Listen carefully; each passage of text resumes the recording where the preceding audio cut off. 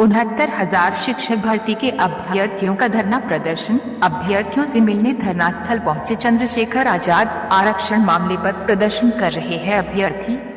हमने पहुंचे हैं लखनऊ के इको गार्डन में 6800 शिक्षकों को, क्या कहेंगे इस पे? देखिए 69,000 शिक्षक भर्ती में लगभग 20,000 पदों पर घोटाला हुआ। विधानसभा चुनाव से पहले पिछली बार हमारे आंदोलन से घबरा के सरकार ने 6800 नियुक्तियां रिलीज की, लेकिन अब तक भी वो नियुक्ति पत्र बच्चों को नहीं दिया। 530 दिन से ज्यादा हो गया। धूप आंधी तूफान में तमाम तरह की मुसीबतें सहते, सर्दी शुरू होगी, बच्चे खुले में बैठे। जब ये सरकार से सवाल पूछने जाते हैं, उनके मंत्रियों से बात करने जाते हैं, उनके दफ्तरों में जाते हैं, तो वो इनको लाठियों से पिटवाते हैं।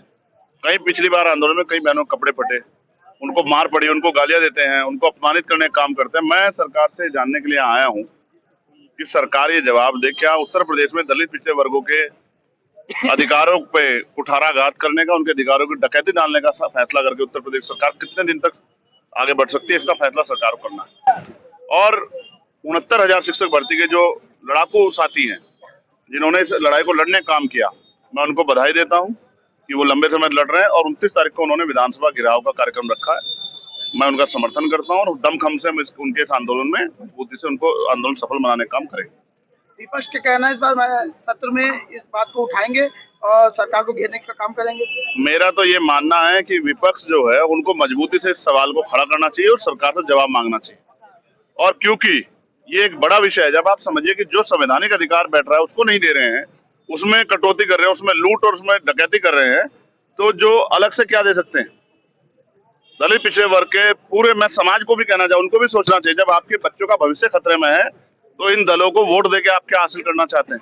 आपकी राजनीतिक सोच कितनी कमजोर की होगी है। तो भाजपा को ये विरोध जो है भारी पड़ेगा। अगर जितना जल्दी इनकी समस्या का समाधान नहीं किया गया, उतना ही विरोध आगे बढ़ेगा और आने वाले कल में ये आंदोलन गांव-गांव तक जाएगा। अब लोकसभा चुनाव में भारतीय जनता पार्टी को ये बच्चे सबक सिखाने का काम करेंगे, ऐसा मुझे लगता है। पूर्व में भी आपने समर्थन दिया था, आप बैठे धरने में। पूर्व के समर्थन से डर के ही सरकार ने 6800 नियुक्तियां रिलीज की थी, लेकिन नियुक्ति पत्र नहीं दिया। तब आचार संहिता लागू हो गई थी, उसके बाद उन्होंने इसको ठंडे बस्ते में रख दिया। बहुत दिन तक मंडल कमीशन की रिपोर्ट भी ठंडे बस्ते में पड़ गई। जब एक बड़ा आंदोलन तैयार हुआ तब जाके मंडल कमीशन लागू हुआ। अब मुझे लगता है मंडल कमीशन की तरह ही अब इस आंदोलन को इनके बच्चों के अधिकारों को सुरक्षित रखने के लिए एक बड़ी यात्रा का प्लान भी हम लोग जो है कर रहे हैं। 29 तारीख के बाद हम कुछ बड़े डिसीजन